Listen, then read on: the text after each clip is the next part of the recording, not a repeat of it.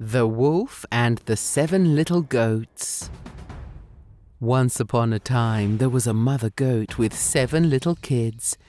Every day she went into the forest to gather food for the evening.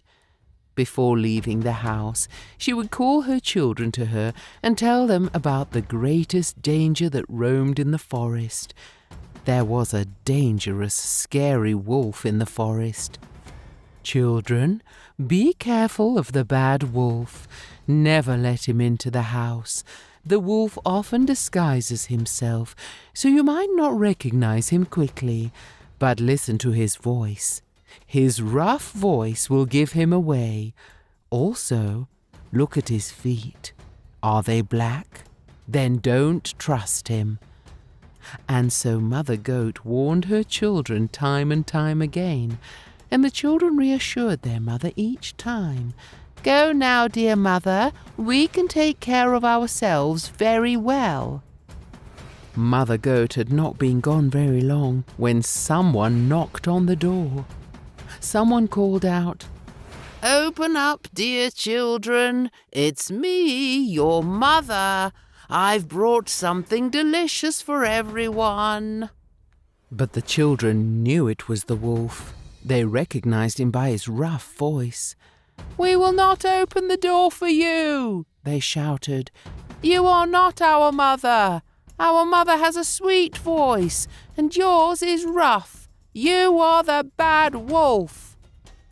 Then the wolf went to the store and bought some sweet licorice. He ate the licorice to soften his voice.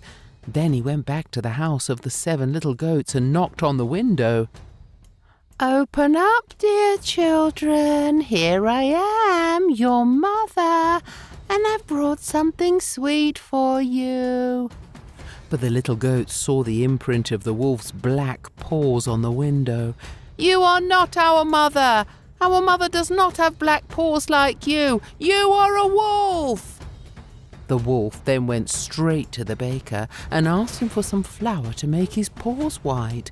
At first the baker refused, but when the wolf threatened to devour him, the baker personally rubbed the flour on the wolf's paws to make them white.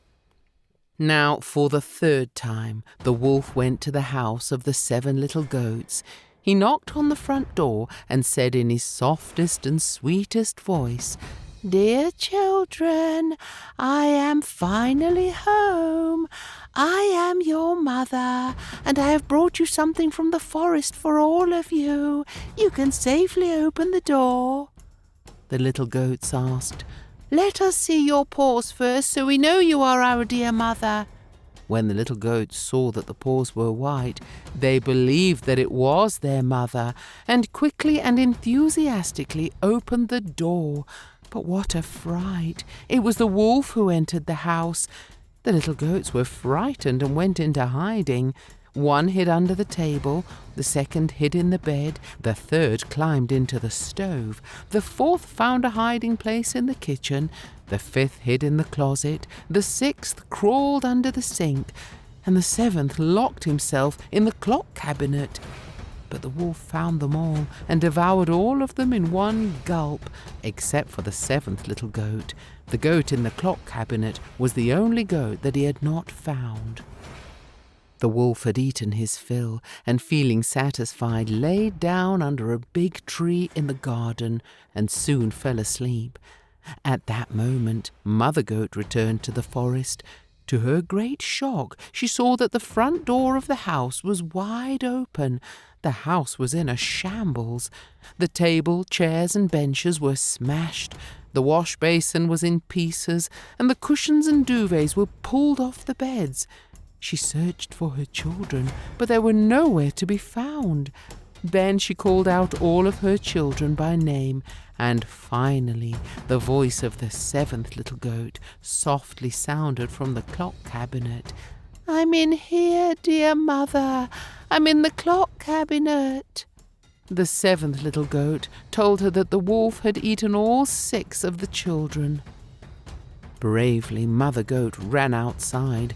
When she saw the wolf sleeping under the tree, she looked at his bulging belly and saw lots of movement.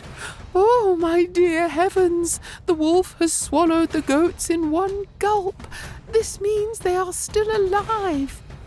She ran into the house and took a pair of scissors and needle and thread. She cut open the wolf's belly, and her 6 little goats came out. No one was hurt. The mother asked her children to find some large stones. She used these stones to fill the wolf's belly and then quickly sewed his belly closed with a needle and thread. When the wolf woke up, he felt that his stomach was still very full. "Wow, those goats are weighing heavily in my stomach," muttered the wolf on his way to the well. He had become very thirsty. At the well, he leaned over to drink the water, but due to the weight of the stones, he tumbled forward and fell into the deep, deep well. The 7 little goats saw it happen and ran to the well. The wolf had drowned and could never ever bother them again. And so the 7 little goats lived happily ever after.